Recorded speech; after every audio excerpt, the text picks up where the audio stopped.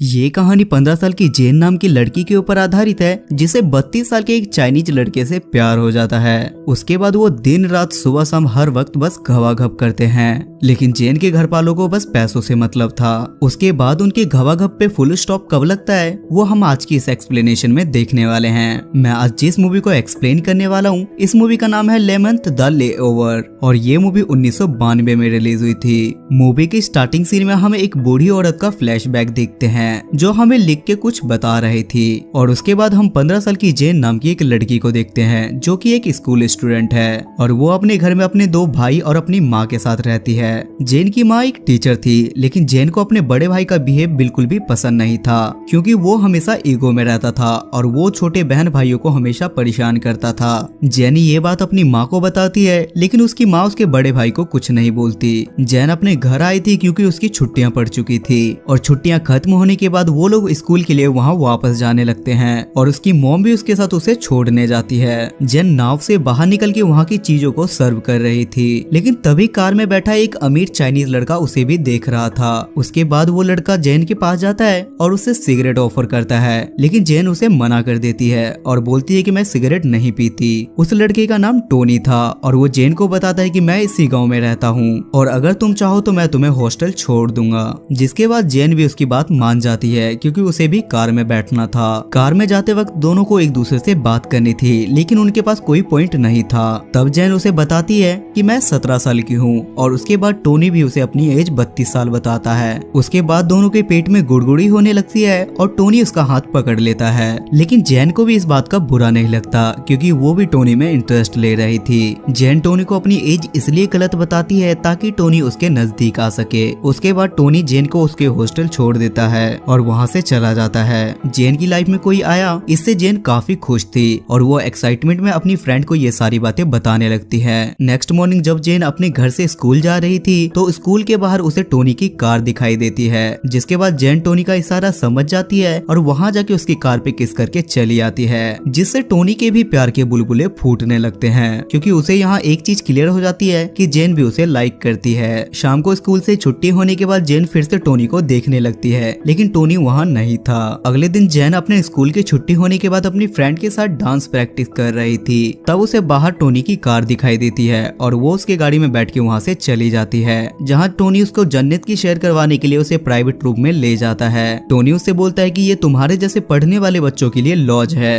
पर वहाँ के माहौल से जेन समझ जाती है कि ये घबाघप के लिए रूम है जहाँ बस आवाजें निकलती हैं। टोनी जेन की एज को लेके काफी कंफ्यूज था क्योंकि जेन उसके एज से काफी छोटी थी। जिसके बाद टोनी जेन को अपने घर जाने के लिए बोलता है। तब जेन बोलती है कि मुझे पता है कि तुम मेरे साथ क्या करना चाहते हो और मैं भी चाहती हूँ कि तुम मेरे साथ घबाघप करो। ये सुन के टोनी को जैसे ड्राइविंग लाइसेंस मिल गया हो और टोनी अपनी गाड़ी बहुत स्पीड में चलाता है, कभी बैठ के तो कभी लेट के, कभी आगे से तो कभी पीछे से, कभी जैगवार तो कभी BMW और वो पूरे दिन ऐसा ही करते हैं जैसे उनकी गाड़ी का ब्रेक फेल हो गया हो। उसके बाद जेन टोनी को बताती है कि हमारे पापा के एक्सपायर होने के बाद हमारी फाइनेंशियल कंडीशन बहुत ज्यादा खराब है जिससे टोनी को लगता है कि जेन ने मेरे साथ घबाघप बस पैसों के लिए किया है। तब जेन बोलती है कि मैं एक राइटर बनना चाहती हूँ और अपनी फैमिली की सारी प्रॉब्लम सॉल्व करना चाहती हूँ। जिस पर टोनी बोलता है कि क्या मैं तुम्हारी कोई मदद करूँ, जिस पर जेन उसे साफ मना कर देती है। उसके बाद वो दोनों होटल में डिनर करने के लिए जाते हैं जहाँ टोनी जेन से बोलता है कि हमारे चाइनीज में एक वसूल है, मैं एक चाइनीज हूँ और मेरी शादी भी किसी चाइनीज से ही होगी और मैं तुमसे शादी नहीं कर पाऊंगा।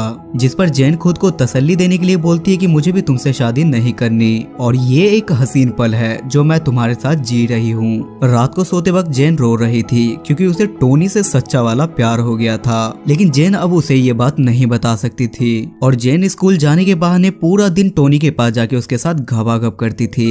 एक दिन जेन की मॉम उसे टोनी की कार में आते हुए देख लेती है और घर आने पे वो जेन को एक लेटर दिखाती है जो इसकी स्कूल कंप्लेंट थी जिसमें लिखा था कि जेन 3 दिन से स्कूल नहीं आई है। जिसके बाद जेन की माँ उस पर बहुत ज्यादा गुस्सा होती है और उससे पूछती है कि 3 दिन तक तुम कहाँ थी। जिस पर वो अपनी फैमिली को बताती है कि मेरा एक दोस्त है जो बहुत ज्यादा अमीर है। जिसके बाद उसके घर वाले उसे कुछ नहीं बोलते और यहाँ हमें पता चलता है कि जेन के घर वाले काफी लालची थे। अगले दिन जेन अपने घर वालों को टोनी से मिलवाने के लिए ले जाती है जहाँ टोनी भी उनकी फैमिली से बात करता है लेकिन किसी को टोनी की बातों से घंटा कोई फर्क नहीं पड़ता और सब लोग खाने के पीछे लगे थे क्योंकि उनको बस टोनी का खाना पीना और हराम पचाना था। टोनी इनकी हरकतों को देख के इनका इरादा समझ जाता है और वो इन्हें कुछ पैसे दे देता है। अब जेन के घर वालों को टोनी से कोई प्रॉब्लम नहीं थी और अब टोनी जेन के साथ दबा के घवाघप करता है। एक दिन जेन टोनी से बोलती है कि मेरी मम्मी को कुछ पैसों की जरूरत है और टोनी भी उसे पैसे दे देता है क्योंकि टोनी पैसों के चक्कर में जेन को नहीं खोना चाहता था।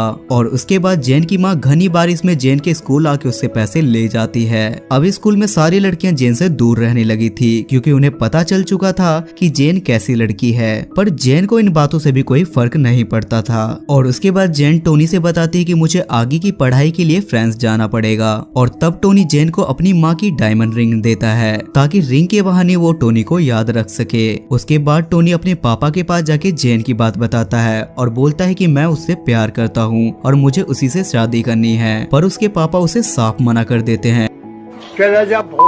उसके बाद टोनी अपने पापा के साथ हुई सारी बातें जेन को बताता है और बोलता है कि हम दोनों भाग के शादी कर लेंगे, लेकिन जेन उसे शादी से मना कर देती है क्योंकि जेन को लगता है कि अगर मैंने टोनी के साथ भाग के शादी की तो उसके पापा उसे जायदाद से बेदखल कर देंगे। उसके बाद घर आने के बाद जेन की माँ उसके हाथ में डायमंड रिंग देखती है और बोलती है कि एक कल मुही ये डायमंड रिंग कहाँ से लाई, और वो उसकी डायमंड रिंग ले लेती है। अगली सुबह जेन का बड़ा भाई काम के पर्पज से शहर से बाहर जा रहा था, जिसे देखकर ये दोनों बहन भाई काफी खुश होते हैं क्योंकि इनका बड़ा भाई बहुत हरामी था जो इनको हमेशा परेशान करता रहता था। उसके बाद जेन टोनी कक्कर से मिलने जाती है जो काफी सैड था क्योंकि कुछ दिनों बाद उसकी शादी होने वाली थी, जिस पर जेन उससे बोलती कि जब तक तुम्हारी शादी नहीं हो जाती तब तक मैं तुमसे मिलती रहूंगी और मैं ही तुम्हें दूंगी। लेकिन टोनी कक्कर फिर भी रोता रहता है। अब जेन फ्रांस जाने के लिए पूरी तैयारी में थी, जहाँ जेन की माँ बोलती है कि फ्रांस जाने में हमारी पूरी मदद टोनी ने की है। जिसके बाद जेन टोनी से मिलने के लिए जाती है और पूरे दिन वेट करने के बाद भी टोनी उसके घर पे नहीं आता और फ्रांस जाते टाइम उसे टोनी की कार दिखाई देती है, जिससे उसे लगता है कि टोनी उससे मिलने आया है, लेकिन टोनी वहाँ भी नहीं आता